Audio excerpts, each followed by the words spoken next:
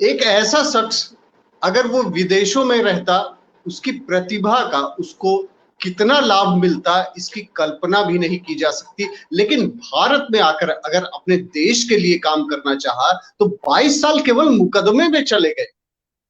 आज हम बात करेंगे नाम्बी नारायण की, जिन्होंने जो एक एरोस्पेस साइंटिस्ट थे, नासा से उनको फेलोशिप मिली थी और कई सारी क्वालिटीज थी जो देश के लिए बहुत अच्छा काम आ सकता था। लेकिन किस तरीके से साजिश रची गई और देश को कितना पीछे धकेल दिया गया, कौन कौन इस सब साजिश में शामिल थे, अभी हम विस्तार से आपको बताएंगे। नमस्कार, मैं हूं राजीव और आप मेरे साथ में जो पैनल में देख रहे हैं शिव कुमार द्विवेदी है। शिव कुमार द्विवेदी, आपका बहुत बहुत स्वागत है आपकी खबर में। और आज आपकी खबर के व्यूवर्स को जो आप बताने जा रहे हैं कि ये जो देश के साथ में कितनी बड़ी साजिश रची गई, आज हमारा देश कहां से कहां पहुंच गया होता। 20-22 साल केवल ऐसे ही चले गए एक फर्जी आरोप लगा के। क्या था पूरा मामला, नाम्बी नारायण कौन है, क्यों उनको संघर्ष करना पड़ा, क्या उनके खिलाफ आरोप लगाए, इसरो से इनका क्या कांटेक्ट है, नासा से क्या कांटेक्ट है, ये सारी बातें आपकी खबर के व्यूवर्स जानना चाहेंगे आपके मुंह से। जी शिव धन्यवाद कुमार जी। राजू जी। धन्यवाद राजू जी, आज आपने एक बहुत महत्वपूर्ण मुद्दे पर हमें जोड़ा है, इसके लिए मैं आपको धन्यवाद देता हूँ। ये राष्ट्र की सेवा है जिस विषय पर आज हम चर्चा करने जा रहे हैं।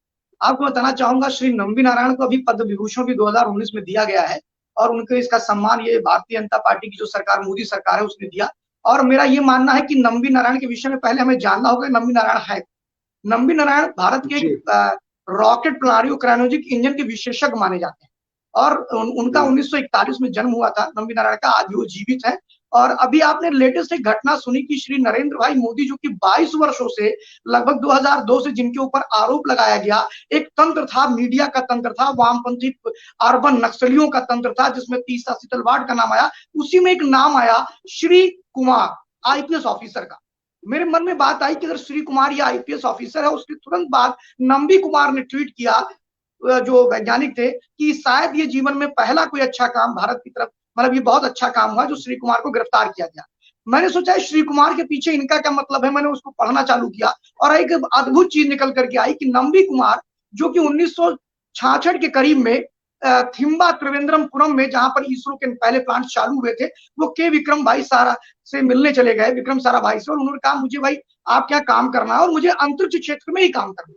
तो विक्रम साराभाई ने कहा कि साहब देखिए, अभी आप पहले मास्टर डिग्री ले लीजिए फिर आइए। तो एमटेक करने के लिए उन्होंने त्रिवेंद्रम यूनिवर्सिटी में एडमिशन कराया और 1969 में नासा में उन्हें पहले फेलोशिप दे दी।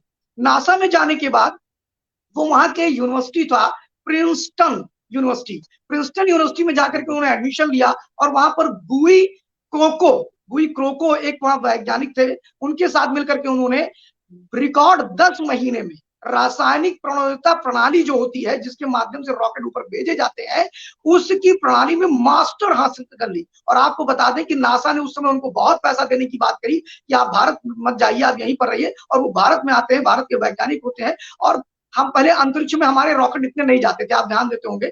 अभी एक समय ये आ गया है कि अभी आज ही भारत ने 23 कल भारत ने 23 रॉकेट को श्रीहरिकोटा से सिंगापुर के 23 सैटेलाइट को उन्होंने अंतरिक्ष में भेजा है। यानी भारत इतना प्रभावी हो गया है। आज अंतरिक्ष के क्षेत्र में भारत की डंका बज रहा है। अमेरिका तक अपने रॉकेट को लॉन्च करने के लिए भारत को चुनता है। दुनिया के कम से कम 86 ऐसे देश हैं जिनके रॉकेट हम लॉन्च करते हैं। एक समय था अमेरिका दुनिया की रॉकेट लॉन्च करता था, चाइना रॉकेट लॉन्च करता था, आज हम करने लगे हैं। तो जो रॉकेट लॉन्च करने में जब रॉकेट ऊपर जाता है राजू जी, तो उसमें क्रायोजेनिक इंजन का प्रयोग होता है, जिसमें रासायनिक प्रणोदिता प्रणाली चालू होती है। इसमें विकास इंजन के नाम पर नम्बी नारायण जी ने, जो कि भारत के इसरो के वैज्ञानिक थे, लौट कर आए, उन्हें सब विक्रम साराभाई ने अपने यहाँ रखा और कहा कि आप क्रायोजेनिक इंजन पे ही काम करिए, ताकि भविष्य में भारत एक सक्षम राष्ट्र के रूप में खड़ा हो। उन्होंने विकास इंजन पे काम करना शुरू किया। एक समय आया जब रशिया टूटा, और रशिया टूटा तो हमने रशिया, आज आप देखते होंगे जब भारत सरकार कोई भी अनुबंधन करता है, अगर वो राफेल खरीदता है या कुछ भी खरीदता है,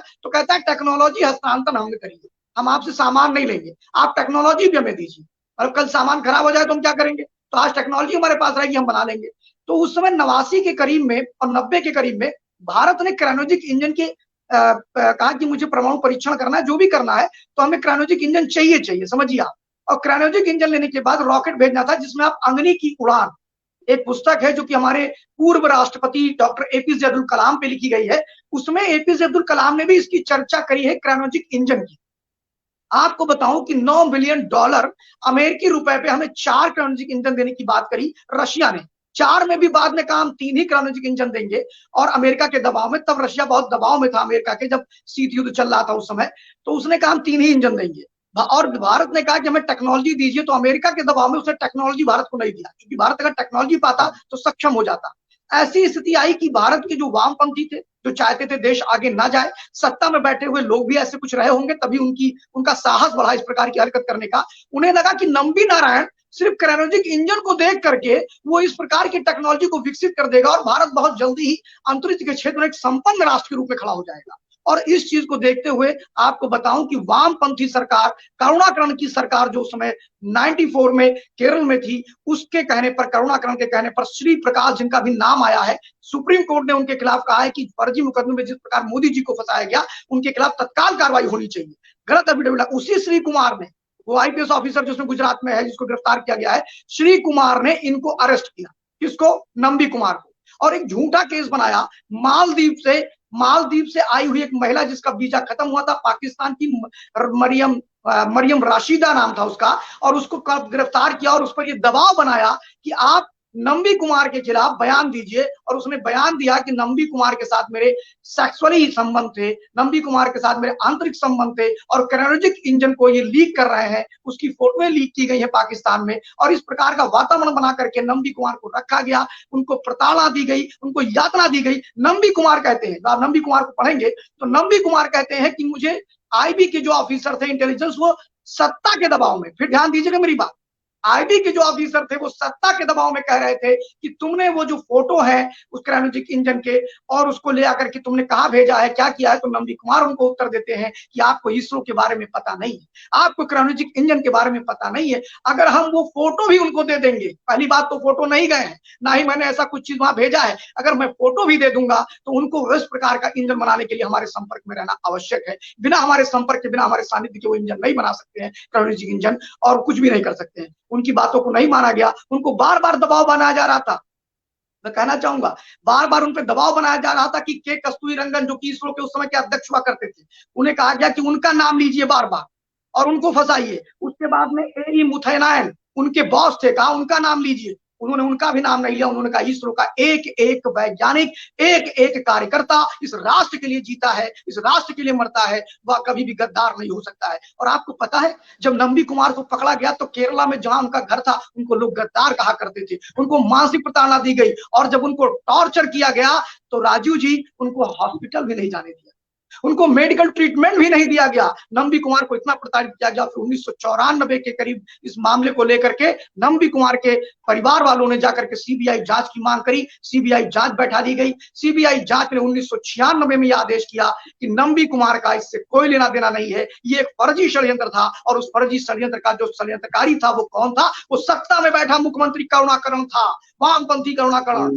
कम्युनिस्ट पार्टी का करुणाकरण, और सत्ता में बैठे हुए नौकरशाह श्री कुमार जैसे नौकरशाह थे, जो भारत के अंतरिक्ष प्रोग्राम पर पट्टा लगा रहे थे, भारत को पीछे ले जा रहे थे। ये काम कौन कर रहा था? श्री कुमार जैसा व्यक्ति कर रहा था, जिसने मोदी जी के मामले में भी ऐसे ही फर्जी एफिडेविट बनवाने का काम किया, गवाहों को गुमराह करने का काम किया, जिसपे सुप्रीम कोर्ट के कहने पर उनको गिरफ्तार किया गया। अभी 5 से 6 दिन पहले, 24 तारीख को निर्णय आया है, 24 जून को। और आपको फिर बताना चाहूंगा कि नंबी कुमार जी कहते हैं, मतलब यहीं पर फिर माल खत्म नहीं होता है, उसके बाद में करुणाकरण जी को कहा जाता है कि इनको आप कंपनसेशन दीजिए 10 लाख रुपए का, तो कंपनसेशन नहीं देते हैं। 98 में करुणाकरण जी फिर सुप्रीम कोर्ट पहुंचते हैं। एक लॉबी होती है जो सुप्रीम कोर्ट जाती, कहती है नंबी कुमार अभी परफेक्टली, जो नंबी कुमार है वो एक्यूज है अभी भी। उस पर भी सुप्रीम कोर्ट एक समिति बैठाती है, अपनी 3 लोगों की पैनल बनाती है, और कमेटी भी कहती है कि नंबी कुमार दोषी नहीं है। फिर नंबी कुमार को इसरो में फिर से लिया जाता है, और 2001 में वो रिटायर होते हैं, और नंबी कुमार 99 में मानवाधिकार आयोग के पास जाते हैं, और नंबी नारायण मानवाधिकार में जाते हैं। मानवाधिकार कहता है भाई इनको आपने प्रताड़ित किया है, इसलिए इनको 50 लाख रुपए दिए जाए, और वो 50 लाख रुपए नहीं देते हैं, और नंबी नारायण एक लंबी लड़ाई लड़ते हुए 2001 में रिटायर होते हैं। 2018 में फिर सुप्रीम कोर्ट जाते हैं कि मानवाधिकार के आदेशों का पालन नहीं किया जा रहा है, समझिए आप। और अभी 2019 के बाद 18 में अब उनका कंपनसेशन 1,30,00,000 रुपए फिर सुप्रीम कोर्ट ने कहा इनको दिया जाए, वहां की केरल सरकार को। अब सबसे बड़ी चीज आप कहेंगे कि नंबी कुमार जैसा व्यक्ति जो अंतरिक्ष के क्षेत्र में इतना बड़ा काम कर रहा था, और आज अगर अब हम बात करते हैं कि हमने सैटेलाइट कास्टो 2, कास्टो 1, कास्टो 3, इस तरह के अनेक सैटेलाइट हमने भेजे हैं। और आपको बता दें कि अंतरिक्ष के क्षेत्र में भारत ने न्यू स्पेस इंडिया नाम का अपना एक प्राइवेट सेक्टर भी तैयार किया है, जिसमें जैसे मान लीजिए अगर अभी आपकी खबर है, वो कहती साहब हमारा सैटेलाइट छोड़ दीजिए ताकि पूरी दुनिया में हम आपकी खबर दिखाएंगे, तो वो जाए और पैसा पे करे, अपने उसकी सैटेलाइट छोड़ दी जाएगी। आज इस परिस्थिति में भारत का अंतरिक्ष कार्यक्रम चल रहा है, भारत का इसरो चल रहा है, अभी जब मोदी जी ने उसको किया था। तो मेरा ये कहना है इस पूरे प्रकरण में कि भारत जो आज के बहुत साल पहले बहुत सशक्त रूप में खड़ा हो सकता था, जो प्रसिद्धि आज हम 2014 के बाद या 2013 के बाद हमने प्राप्त की कि आज दुनिया के कभी हम 112 सैटेलाइट एक साथ लॉन्च करते हैं, कभी 130 सैटेलाइट एक साथ लॉन्च करते हैं, ये काम हम 95-96 में कर सकते थे, ये काम हम 2000 तक कर सकते थे। आज हम 20 साल अंतरिक्ष क्षेत्र में पीछे गए। जाहिर सी बात है कि ये जो सब कुछ कोशिश की गई विदेशी ताकतों के ही एक साजिश में जो है किया कि भारत आगे ना बढ़ने पाए, क्योंकि भारत के आगे बढ़ने का मतलब ये है कि जो उनकी मार्केट थी, अमेरिका जैसे जो सशक्त देश हैं, उनकी मार्केट खत्म हो रही थी। इस तरीके से आरोप लगा के जो हमारे यहाँ का टैलेंट था उसको उलझा दिया गया मुकदमेबाजी में, और इतनी प्रताड़ना दी गई कि नाम्बी कुमार यह भी लिखते हैं कि उनको इतना प्रताड़ित किया गया था कि वो सड़क पर पैदल चल नहीं पाते थे। इतनी ज्यादा प्रताड़ना ऐसे व्यक्ति को की गई जो नासा को ठुकरा कर भारत आया था। अब ऐसे में टैलेंट जो ब्रेन ड्रेन हो रहा है, जो भारत से लोग बाहर चले जा रहे हैं, उसका सबसे बड़ा रीजन यही है कि भारत में जो है सिक्योरिटी अभी तक नहीं मिल पा रही थी। जो माहौल था, R&D जो होना चाहिए था किसी भी उसके लिए, वो नहीं मिल पा रहा था। अब जब मिलना शुरू हुआ तो अब आपने खुद ही बताया कि अब आज स्थिति ये है कि जो पहले अमेरिका, चाइना, ये सारे सशक्त देश करते थे, वो जो है अब भारत करने लगा है। तो जाहिर सी बात है कि भारत अब सशक्त हो रहा है, मजबूत हो रहा है, और यही वो चीज है जो विदेशी ताकतें नहीं चाहती थी। और भारत में ही कुछ लोगों को मोहरा बनाकर वह अपनी साजिश रचते रहे और उसमें इतने दिनों तक सफल भी रहे। नहीं, ये सारी चीजें तो भारत बहुत पहले मजबूत हो सकता था।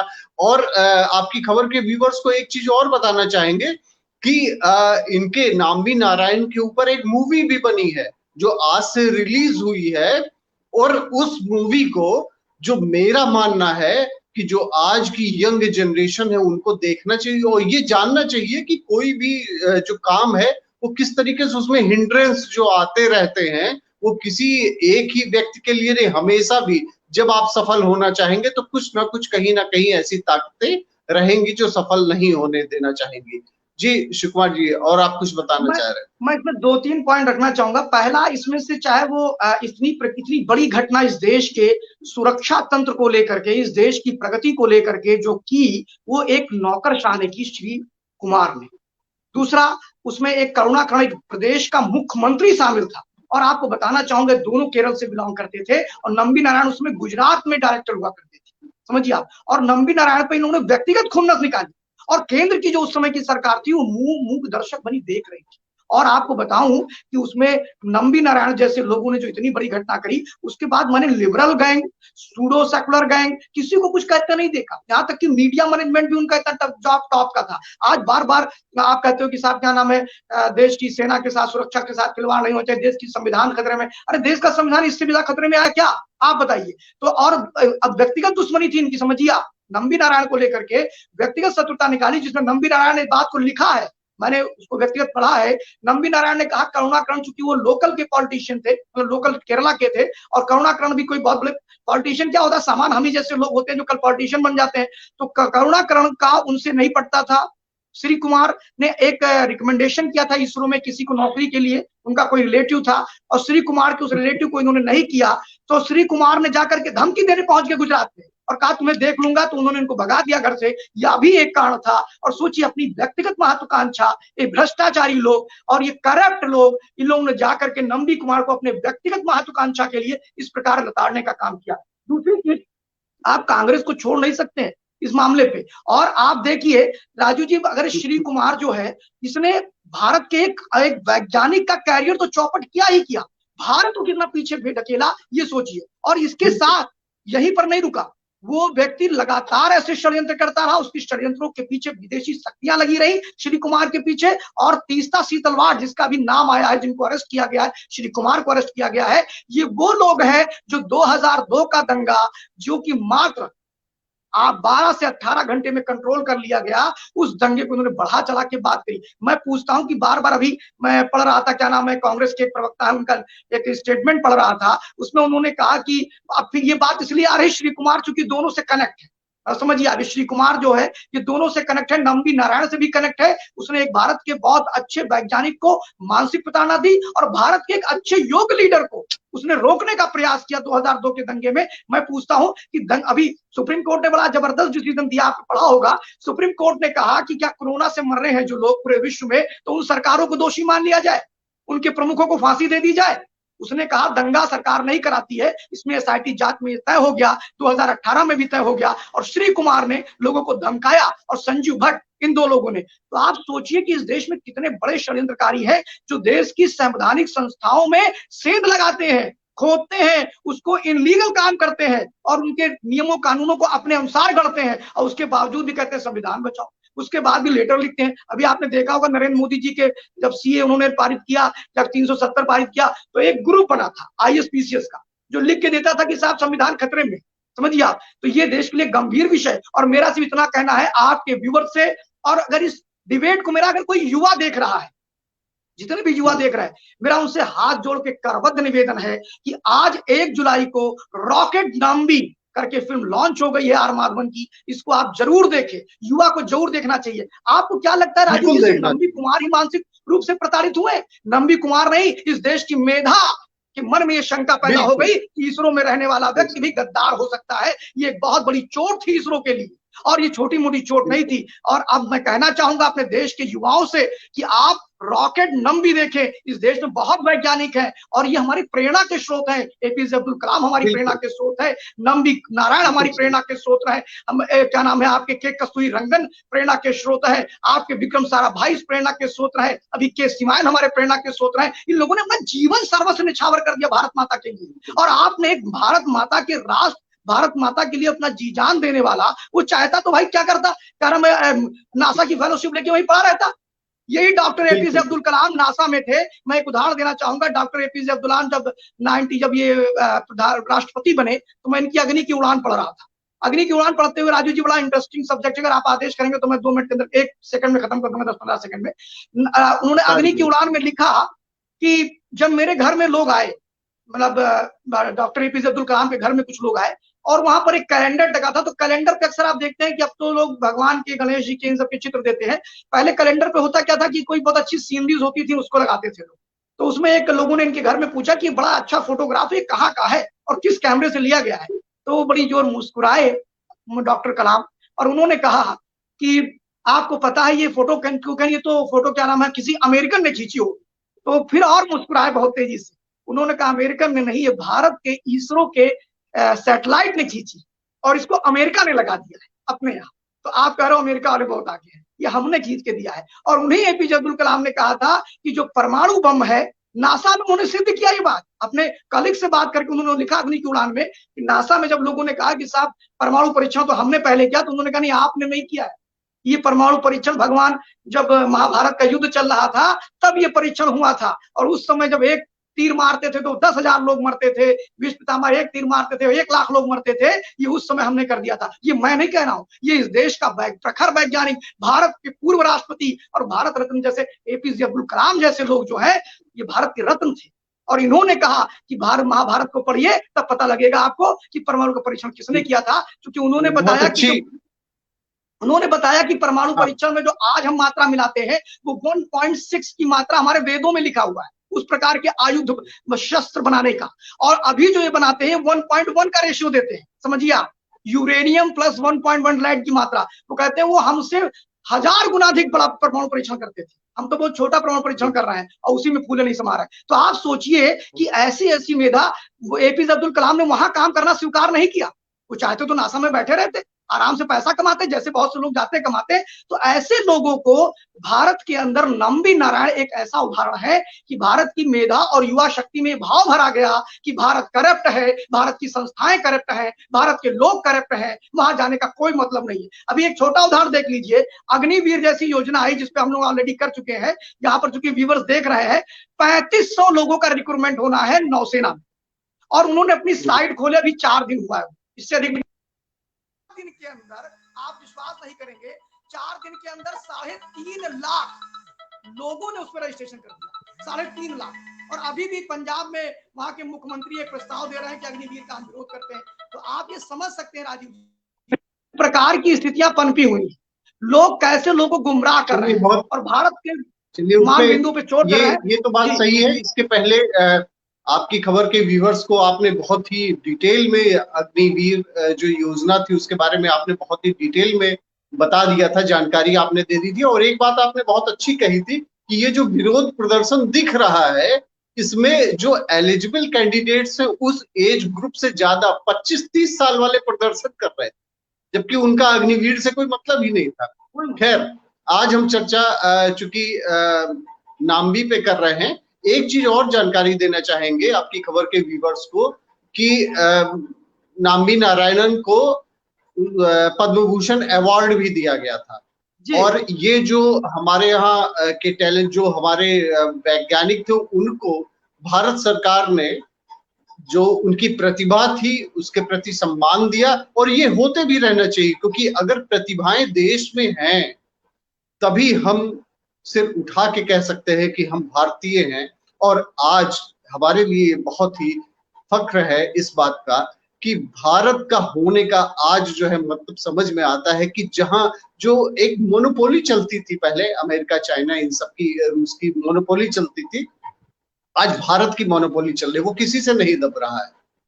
कहा जाता है कि क्या कहते हैं, आप तेल यहां से नहीं, आप हमारे से लीजिए, लेकिन भारत करता है, सैटेलाइट पे भी आगे जा रहा है, परमाणु परीक्षण भी किया भारत ने। तो इन सब चीजों को देखते हुए ये लगता है कि भारत आज बहुत ही मजबूत स्थितियों के साथ खड़ा है। और यही सबसे बड़ा कारण भी जो मुझे दिख रहा है अभी, हालांकि 30 सेकंड में शिव कुमार द्विवेदी जी भी बताएंगे कि अचानक कोई भी चीजें आती है, चाहे अग्निवीर आए, चाहे वो कृषि कानून का बिल आया था, तो एक ऐसी शक्तियां हैं जो पूरी तरीके से ऑपरेट करने लगती है, सक्रिय हो जाती है, और सक्रिय होके वो कहीं ना कहीं डिस्टर्बेंस क्रिएट करने लगते हैं। जी, अब हम एंड करना चाहेंगे, तो कंक्लूजन जो पॉइंट है, मैं कंक्लूजन पे ही आ रहा हूँ। मेरा कहना है कि भारत के युवाओं को ध्यान देना होगा कि जो मीडिया में खबरें आती हैं या जिस देश के अंदर जिन पर हमारी आस्था है, अगर वहां पर किसी इस प्रकार की बातें आ रही हैं तो उसके तह तक जाने की आवश्यकता है, पहली चीज।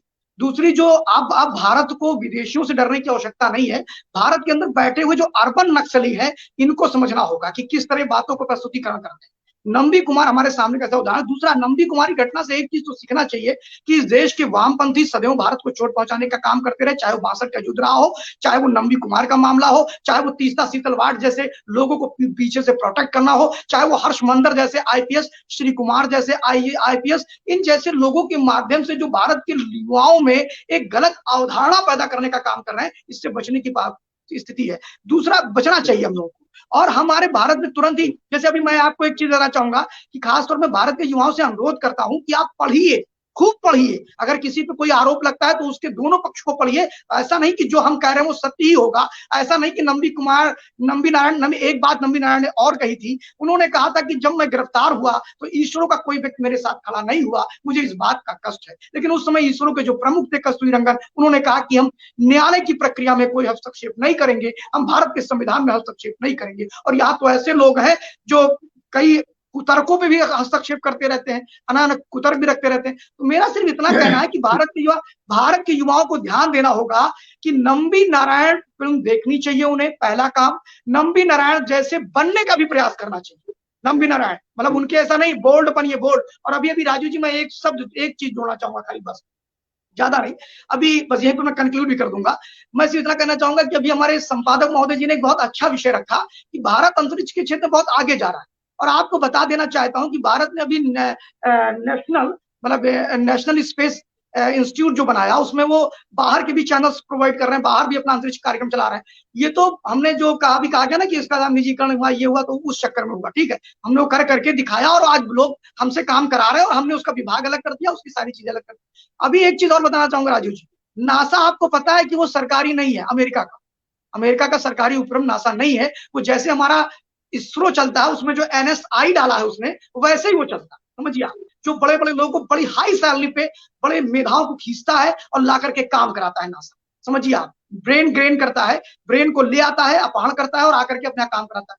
भारत में आंध्र प्रदेश के अंदर 3 लड़कों ने स्पेस सेंटर चालू कर दिया और आपको दंग रहेंगे राजू जी कि वो स्पेस सेंटर 2020 में चालू हो गया और उन्होंने भी 113 सैटेलाइट लॉन्च करी है, 113 सैटेलाइट, उसमें एक मिस्टर डोगरा है और 3 लोग। तो अब नासा जैसे इंस्टीट्यूट भारत में एक नहीं 10 दिखाई, दुनिया में हम सैटेलाइट भेजेंगे, लेकिन होशियार रहे, लेकिन भारत के लोग होशियार, लेकिन मैं कहूंगा भारत के लोग इन वामपंथियों के षड्यंत्र से होशियार रहे, भारत के लोग ऐसे नौकरशाहों के षड्यंत्र से होशियार रहे, भारत के लोग ऐसे मीडिया के जो ऐसे लोग हैं जो सिर्फ वामपंथियों को समर्थन देते हैं और भारत को नुकसान पहुंचाने वाली सारी खबरें सुनाते हैं, उनसे अपने आप को बचा के रखें। और भारत के लोग देश के संस्थानों पर पूर्ण विश्वास रखे। वहां पर बैठा व्यक्ति, हर व्यक्ति भ्रष्टाचारी नहीं हो सकता है, हर व्यक्ति देशद्रोही नहीं हो सकता है। जो इतनी बड़ी संस्थाओं में जाते हैं वो दिल से काम करते हैं, भारत माता के धन से काम नहीं करते। आज अग्निवीर में जो जा रहे हैं उनमें एक लड़के का मैं बयान देख रहा था, वो कह रहा था कि 4 साल छोड़िए, 4 दिन के लिए सेना की वर्दी मिल जाए तो मैं अपना जीवन समर्पित कर दूंगा। ये भारत के लोगों की सोच है, ये भारत माता के बच्चों की सोच है, ये भारत के लोगों की सोच है। तो मैं एक बार युवाओं से फिर आज आग्रह करता हूं आपके माध्यम से कि आज ही ये फिल्म रिलीज हुई है रॉकेट नबी, और रॉकेट नबी जाकर के देखिए। अब आप सोचेंगे मुझे पैसा आर माधवन ने हमें और राजीव जी को नहीं दिया, समझिए आप, ये हम सिर्फ इसलिए चाहते हैं कि रॉकेट नबी आप देखेंगे तो भारत के अंदर वामपंथी षड्यंत्र को आप देखेंगे, भारत के अंदर आप राजनीतिक प्रभाव को देखेंगे कि किस तरह भारत माता को रोकने का षड्यंत्र 2013 तक चलता रहा इस देश में। जी राज, ठीक, बहुत अच्छा। देखिए बहुत अच्छा संदेश दिया है शिव कुमार द्विवेदी जी ने। इन्होंने जितनी भी बातें बताई हैं उसको बहुत ही सोचने वाली, बहुत सुनने वाली, बहुत पढ़ने वाली है। देखिए रॉकेटरी द नाम्बी इफेक्ट ये मूवी का नाम है और जाके आप लोग उसको देखें, आज से जो है रिलीज हो गई। और दूसरी जो सबसे बड़ी बात शिव कुमार द्विवेदी ने कही कि अगर युवाओं को लगता है कहीं से कोई आरोप लगा है, कुछ भी आया है, अगर चीजें सर्कुलेट हो रही तो उसको पढ़िए। और एक बात मैं बता दूं शिव कुमार जी, जो पढ़ लेता है ना वो फिर उपद्रव नहीं करता है, वो समझ जाता है। अब यही सबसे बड़ी जरूरत है कि आप पढ़ कहाँ रहे हैं और क्या पढ़ रहे हैं, ये भी बड़ी ध्यान देने की बात है। अभी इसमें सिर्फ एक उदाहरण देना चाहूंगा कि आप देखिए कि जयशाह का एक चल रहा था तो एक खबर आई, उस खबर को चलाया कि टोटल चैनल है उसने चलाया, उसके लोग गिरफ्तार भी हुए। उसने चलाया कि साहब 50,000 से उन्होंने 50 करोड़ बना लिया। आप समझिए इस देश में चर्चा प्रारंभ हुई 50,000 से 50 करोड़ 50,000। सच्चाई ये थी कि वो बिना किसी एविडेंस के उन्होंने खबर चलाई, पूरे दुनिया में वायरल हुई और अंत में सुप्रीम कोर्ट में उन्होंने माफी मांगी। और आज वो माफी जो मांगी वो खबर नहीं चाहिए, मतलब वो खबर नहीं दिखाई पड़ी। ऐसे लोग अभी राफेल आप देखिए, राफेल पे एक इंग्लिश न्यूज़पेपर में, प्रतिष्ठित न्यूज़पेपर है जिसको ISPCS करके बहुत पढ़ते हैं, मतलब उसको अपना बाप मानते हैं, उस न्यूज चैनल ने कहा राफेल में घोटाला हुआ और उसने भी जाके माफी मांगी। 3 सदस्यीय खंडपीठ ने जाकर के राफेल की सुनवाई करी और यहां तक कि बड़े बड़े कांग्रेसी पर जो थे, कपिल सिब्बल थे, शेख मनोज सिंघवी थे, ML शर्मा थे, सबने राफेल पे किया। और राहुल गांधी के लोग भी गए, राहुल गांधी को माफी मांगनी पड़ी। पहली बार राहुल गांधी ने हलफनामा दिया कि हाँ मैंने झूठ बोला कि चौकीदार चोर है। तो मेरा कहना है कि देश का युवा अगर इस देश का अधिकारी बनने जा रहा है, देश का युवा इस देश का अफसर बनने जा रहा है, तो उसकी समझ बहुत बड़ी होनी चाहिए। हमने बोल दिया शिव कुमार ने, वो सत्य नहीं हो सकता है। शिव कुमार ने जो बोला उसको चेक करूंगा। अब एंड करते हैं और दूसरी एक संशोधन मैं करना चाहूंगा। आपने ये कहा है कि युवाओं को पढ़ना चाहिए अगर वो अधिकारी बनने जा रहे हैं, लेकिन मैं उसमें एक चीज ऐड करना चाहूंगा कि अगर वो नेता बनने जा रहे हैं तब भी उनको पढ़ना चाहिए। बिल्कुल, अगर पढ़ लेंगे तो सकारात्मक राजनीति करेंगे, अदरवाइज जैसी राजनीति हो रही वैसे ही करते रहेंगे। आपकी खबर के व्यूअर्स का बहुत ही धन्यवाद, शिव कुमार द्विवेदी जी का बहुत बहुत धन्यवाद। उन्होंने बहुत ही विस्तार में सारी चीजें बताई और बहुत नई नई चीजें बताई। मुझे नहीं मालूम था कि सैटेलाइट जो है यहाँ पे 3 लोगों ने वो सैटेलाइट की सर्विस जो है स्टार्ट किया। क्या इस बारे में मैं अभी और पढ़ूंगा, मुझे नहीं जानकारी थी। ऐसे ही बहुत लोगों को जानकारी। गूगल जी पे मिलेगा राजू ठीक जी। है। मैं ऐसे आपने ये बहुत अच्छी बात कही, ऐसे पढ़ना चाहिए, लोगों को रिसर्च करना चाहिए, पढ़ना चाहिए, और ये किसी भी और ये बात पे और ये सारी डिटेल में जाना चाहिए। राजू जी, ये निजी जो स्पेस शटल एजेंसी है, ये कोरोना में चालू हुई, मजे की बात, कोरोना में। हम्म। चलिए, बहुत बहुत धन्यवाद आपका, और इसी तरीके से आपकी खबर के व्यूअर्स को आप नई नई जानकारी देते रहें। थैंक यू आपके व्यूअर्स का भी और आपका भी।